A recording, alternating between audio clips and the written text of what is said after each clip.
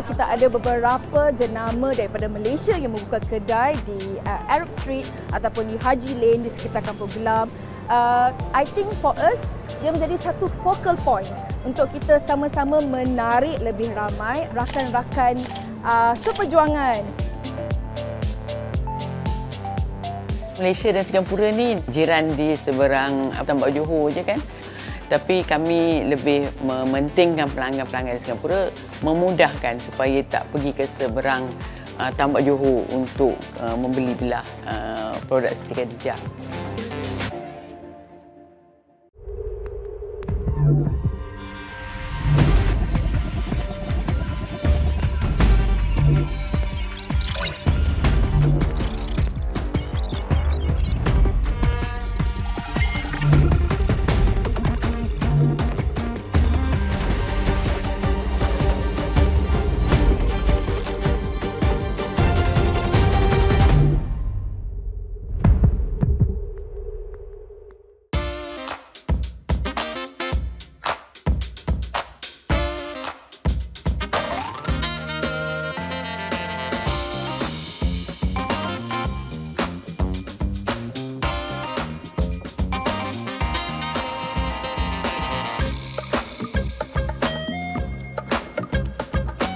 Sekali air bah, sekali pantai berubah. Dengan pembangunan, kedai-kedai juga bertukar bilik. Pengkomersialan merubah wajah perniagaan Kampung Glam. Namun masih ada yang masih cuba pertahankan perniagaan warisan Melayu di kawasan bersejarah itu. Itu termasuk jenama-jenama fashion muslimah terkemuka seberang tambak yang kian menapak di kawasan itu. Kita lihat juga ada banyak kedai-kedai yang barulah, termasuk yang kedai-kedai daripada jenama-jenama di Malaysia yang memang telah kata orang famous lah. I think quite a lot of ready-made and tudung place are coming to Singapore, especially from Malaysia. I think we have Kashkau came first, then we had Duck, then we have now Siti Khadijah just came in, then we have another new brand coming. So basically, there are a lot of new players lah, who coming here. Siti Khadijah ni ditubuhkan 2009. Sambutannya luar biasa. Tahun 2023 ni lah membuka perniagaan di Singapura. Tudung people asalnya daripada Malaysia. Pada masa itu macam tak banyak sangat jenama tudung yang memampirkan image yang modern dan comfortable. Tudung People bermula daripada tahun 2011 lagi di Facebook dan kami melebarkan sayap ke Singapura pada tahun 2014. Mengambil masa 9 tahun untuk kami our first flagship store in Singapore.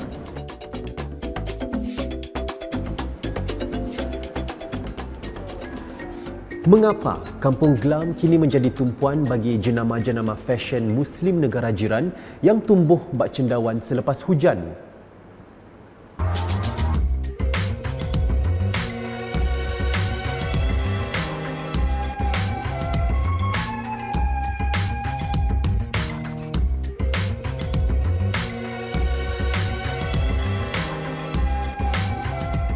Kita memilih Kampung Glam kerana ramai pelanggan kita merupakan Muslim women. Jadi mereka selalu datang sini apabila tiba Ramadan, pada hari Jumaat, pada hari Minggu. Jadi senang untuk mereka datang ke sini.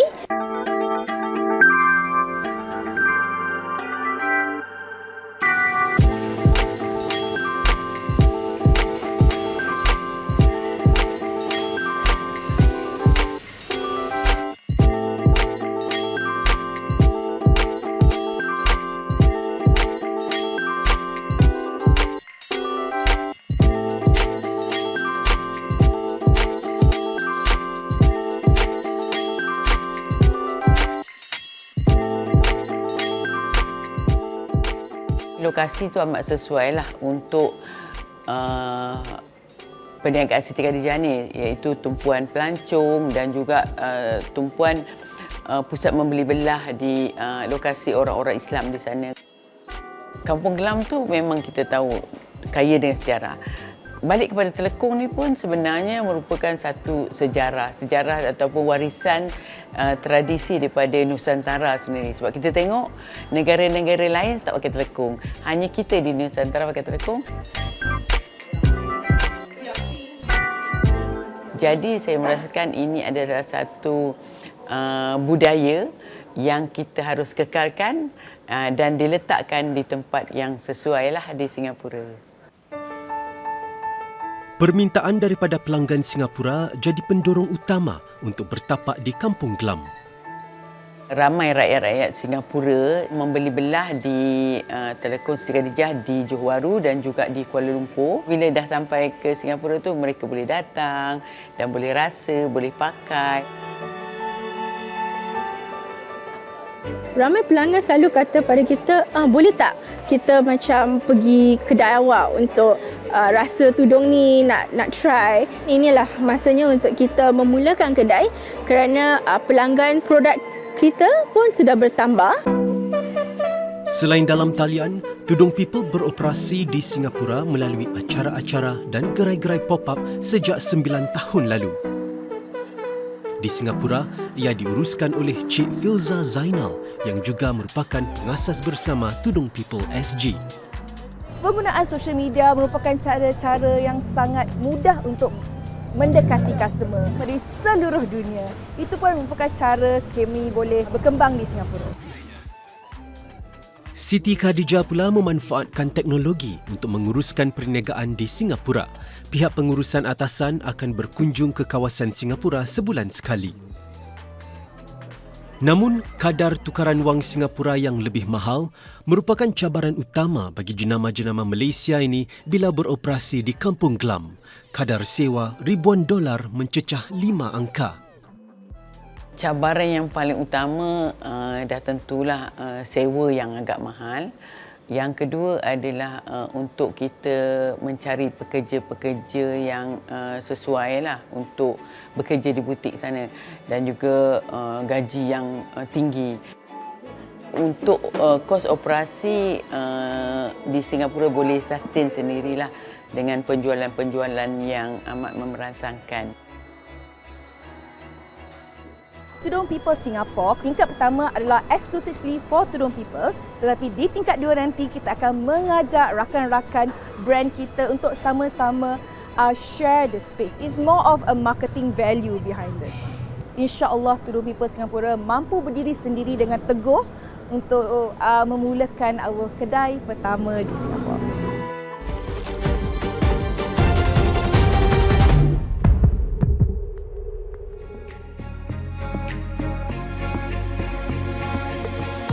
Pada zaman dahulu memang ada tempat ini ada untuk orang beli bahan-bahan untuk haji.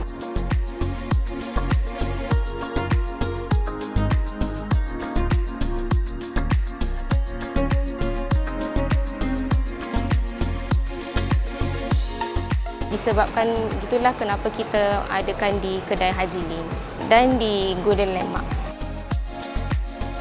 DNA sejarahnya itu sangat sesuai dengan perniagaan saya.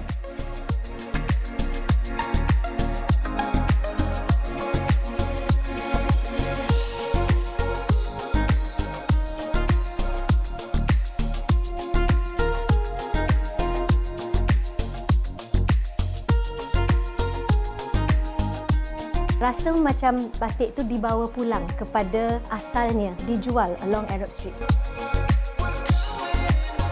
Masa saya kecil-kecil dulu, mak saya selalu akan bawa saya pergi Arab Street untuk beli kain, untuk menjahit baju kurung.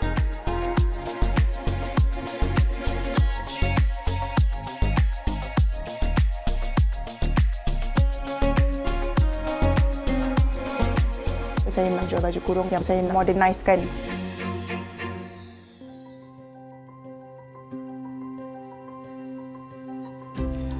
Baju kurung, telekung dan batik. Pakaian warisan yang saya pakai ini diberikan suntikan nafas baru oleh peniaga generasi muda di Kampung Glam. Mereka yang menapak di kawasan ini sejak pandemik COVID-19. Ini demi tampil berbeza dan mengikut permintaan pelanggan.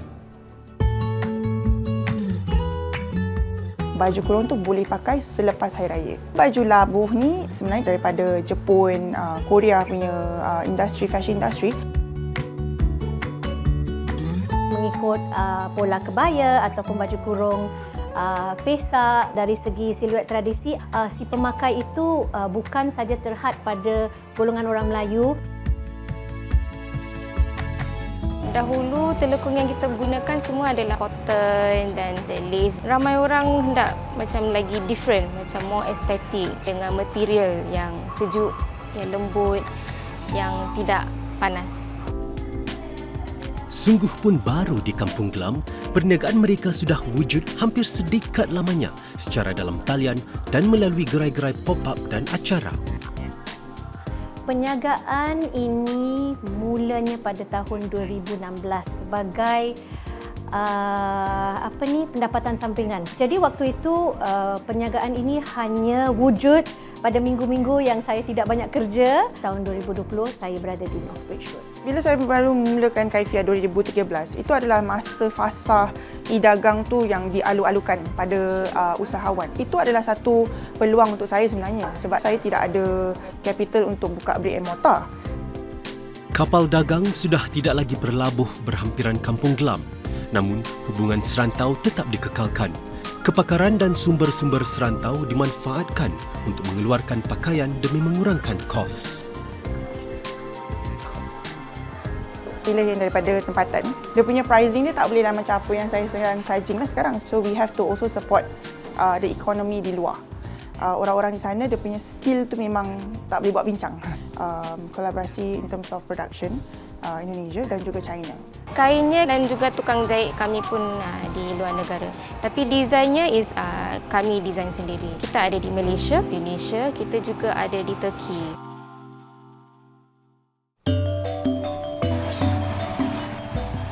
Di bengkel inilah batik-batik tulis yang ditempah galeri toko kita dijahit.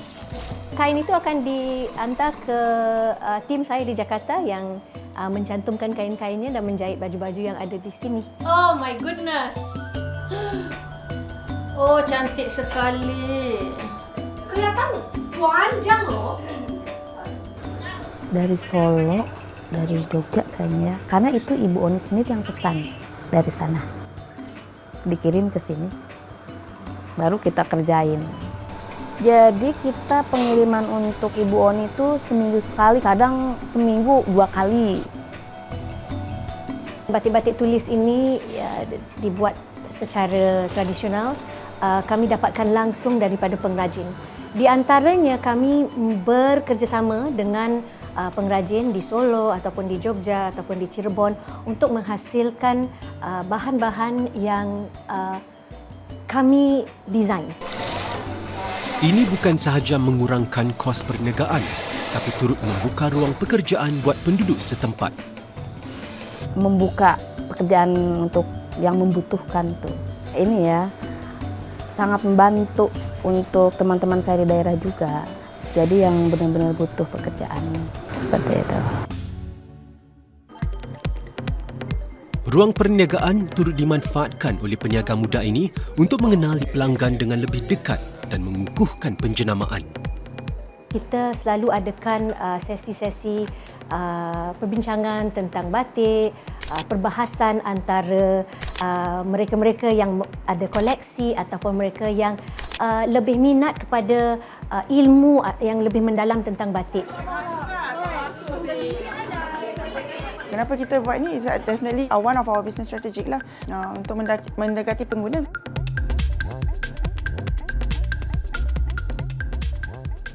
Bermula secara dalam talian, adakah teknologi tetap diperlukan demi menakak di masa hadapan?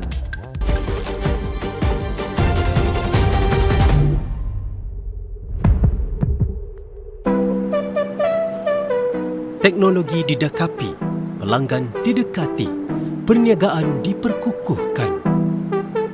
Marketingnya tetap kena wawarkan tentang you punya existence di offline lah. You tak boleh ada this expectation yang you ada kedai, orang semua akan datang. fokus pada lelaman website dan Instagram orders dan juga sesi live. Bukan hari-hari kita ada banyak customers datang, jadi kita kena also tap on online dan sebagainya. Media sosial turut dimanfaatkan untuk sebarkan ilmu perkukuh jenama. Kami juga ada macam konten untuk mencari musola di Singapura. Assalamualaikum guys. If you are looking for a musola at Kallang Wave, I've got you covered. Good opportunity untuk juga sebarkan Islamic knowledge, ustazah sharing semua. Jadi it has become a lifestyle. Saya ni menjadi seperti kawan di talian lah untuk mereka. Sebenarnya wanita-wanita yang sedang saya pelanggan-pelanggan saya ni mostly sekarang ni sebelum diorang tidur mesti dengar saya bercakap melalui live streaming. Namun, teknologi dan e-dagang tetap menjadi nadi perniagaan. Sungguh pun mereka sudah bertapak di Kampung Glam, umpama tidak lupa asal perniagaan. Business owner sekarang offline dan juga online untuk customer order online. Sebab saya bermula daripada Facebook. Rentalnya tiap kali akan naik, jadi kami fokus juga pada online sales, e-commerce. Sebab bila kami baru buka bisnes ini, dia melalui lelaman Instagram. Jadi kami masih menggunakan lelaman Instagram dan website dan juga Shopee. Untuk menakat di kawasan warisan, harga sewa sering menjadi dilema peniaga, meningkat tiap kali pajakan sewa kedai diperbaharui. Kedai yang baru saja buka 6 bulan, 12 bulan, kian tutup. Apakah itu jalan cerita bisnes ini juga? Sekarang, tuan tanah pun dah meningkatkan sekitar 20%. Tapi saya dibilang di toko-toko lain mungkin lebih sampai 60-70%. Sekiranya ini terjadi, perlukah peniaga kembali ke asal, berniaga secara dalam talian atau pop-up? Trend perniagaan yang semakin mendapat tempat di sini.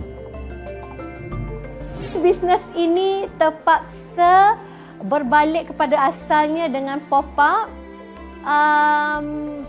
Saya risau seandainya kita tidak dapat menanggung sewa yang kian meningkat.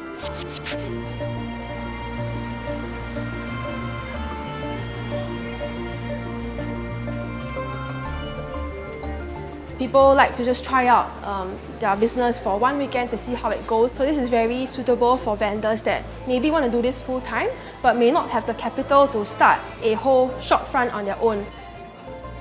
Kos sewa gerai pop-up yang serendah dari $50 sehari juga menjadi tarikan untuk mereka yang baru berjinak-jinak dengan perniagaan. Cost is a very big hurdle for vendors. Because if you try and do a shop on your own, you need to think about utilities, you need to think about overhead costs, you need to think about marketing your brand. Pop-up merupakan peluang dan ruang bagi para peniaga ini pada asalnya. Pop-up tu memberi peluang kepada peniaga yang ingin mencuba. Seperti saya dulu ingin feedback daripada pembeli bagaimana mereka boleh meningkat perniagaan mereka. Tiap kali ada events yang sekarang kerap ada di Suntec dan Expo, kami selalu masuk juga sebab di situlah ada crowd.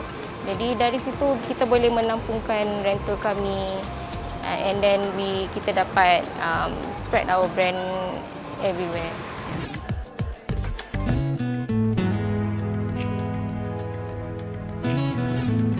Penganjuran acara juga menjadi ruang bagi para peniaga muda Kampung Glam meluaskan perniagaan serta meneroka pasaran. Events ini kami juga dapat mendekati diri kami kepada pelanggan-pelanggan selain daripada kita dapat promosi brand kami.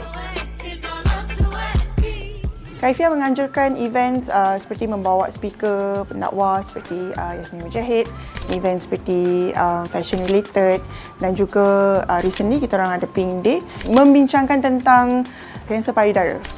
Kenapa kita buat ni? Definitely it's a strategic one of our business strategic lah. Mereka ingin ilmu duniawi dan juga ukrawi. Sungguh pun begitu, peniaga muda Kampung Glam masih berjuang untuk meneruskan perniagaan yang ada nilai warisan di kawasan itu. Apabila rental makin menjadi lebih tinggi, saya takut nanti macam brand-brand seperti kami yang have the Malay culture akan lama-kelamaan hilang. Mana moden kita tu, kemelayuan kita tu mesti kita ada. Safa Media, antara syarikat konsultan di Kampung Glam yang mentadbir perniagaan rumah kedai di Kampung Glam mengikut konsep. We've actually always been very active in looking out for vendors that want to be a part of us and they have heritage traits like whether it's textiles, batik, that kind of thing. I think there definitely is a pressure because we definitely do want to respect the histories of the space.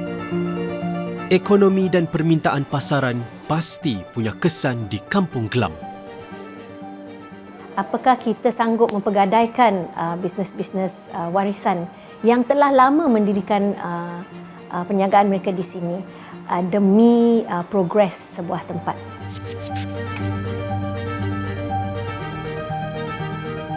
Sama ada di bawah arus kemodenan dan ekonomi, hanya masa yang menentukan jika peniaga muda dapat kekalkan perniagaan warisan di Kampung Glam.